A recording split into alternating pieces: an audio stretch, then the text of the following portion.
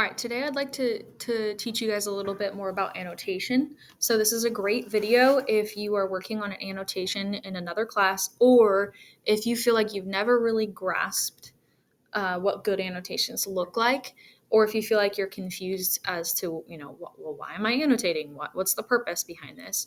This is a good little kind of just guide to it if you need a little bit of extra support in your English class or in a different class that you might be annotating in. Okay, so what's the big deal? Why annotate? Well, annotation is just the simple process of, well, it can get a little bit more complicated than that, but the heart of annotation or the purpose behind it is just that you're marking up a text with notes, highlighting, underlining, whatever, for closer reading and analysis. You're marking stuff that you notice. Okay, you're marking stuff that you might want to ask a question on or to discuss or that stands out to you or that you're confused by. So your annotations should look very different than the next person. Okay. In some classes, your teacher might want you to annotate very specifically for the things mentioned below, A, B, C, D, E, these guys. And in other classes, your teacher might just say, well, maybe annotate the text before doing the paragraph on it. Either one, you're going to want to annotate, not just for credit, but this is a really good tool to put your thoughts down next to a text so that you don't forget stuff, okay? And so that you're able to read it closer. It may seem like a cumbersome, clunky process, and it can be for sure. Just to give you guys an idea, I annotate all the time, especially if I'm sitting in a staff meeting, like for a school, and I get one of those like meeting memos or agendas, excuse me, not a memo, an agenda. And the agenda has a bunch of items on it.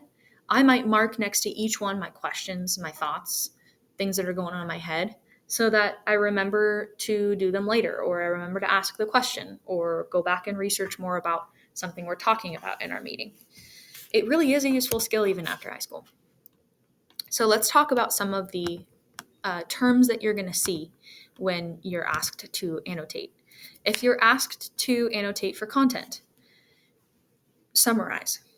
That's just the what of the text. Oh, and if you haven't watched my content, purpose, and structure video, you might want to watch that too and do that lesson because it goes really into detail about content, purpose, and structure. But for now, we're just focusing on the skill of annotation. So again, if you're asked to annotate for content, just look for the what. What information is this article delivering? The purpose, you're going to annotate for the purpose that the author is outlining in a text. And again, maybe go back to the lesson or go ahead and complete the content, purpose, and structure lesson if you need some more help on purpose. You might be asked to annotate for vocabulary. That's where you're going to look up words you don't know or make a prediction. So I've got an example article. This is an article that my student, one of my freshmen, emailed me and asked me to print it for her, so I did. And it starts with this intro paragraph that says living in poverty can cause changes to people's DNA that make them more likely to become. Oh, that's fun. I just read that first paragraph. But if I'm annotating for, excuse the bell, if I'm annotating for vocabulary, I might highlight some words that I'm not familiar with, like amygdala. Been a while since I learned that one in science. Serotonin. Ooh, that's cool. There's a little link to it. And jot down the definition so that maybe next time I come back to the text to write about it, I have an idea of what those words mean. And that also ties in with content, right? If you want to understand the content of a text, then you're going to need to understand some of the vocabulary that might be stopping you from understanding the whole paragraph or the whole article. Your teacher might ask you to annotate for structure. That's where you're just going to chunk the text into sections.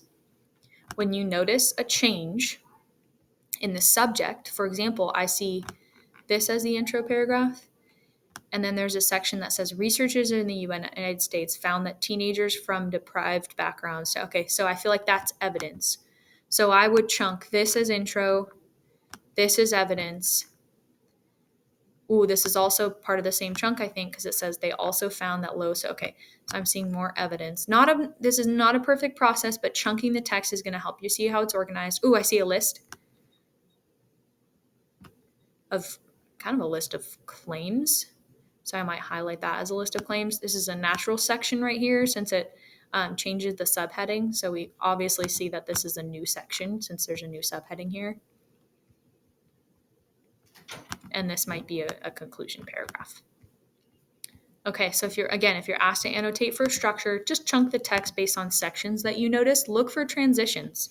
Maybe one thing jumps from a story to evidence, or you notice a different transition from, let's say, the body of the article, like the evidence, to a bunch of rhetorical questions, like questions in the text. So notice those shifts and those changes.